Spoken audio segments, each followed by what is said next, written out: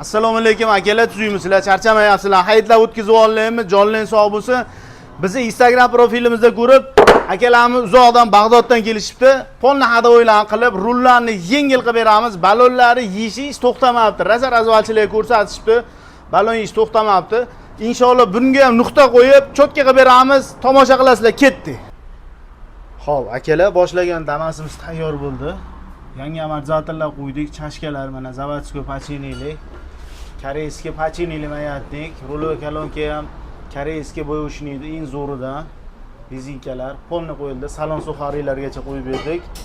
Xudo xolasa, mashinamiz tayyor bo'ldi. Akamiz yurib ko'rarlar, baho berishadi, ketdi.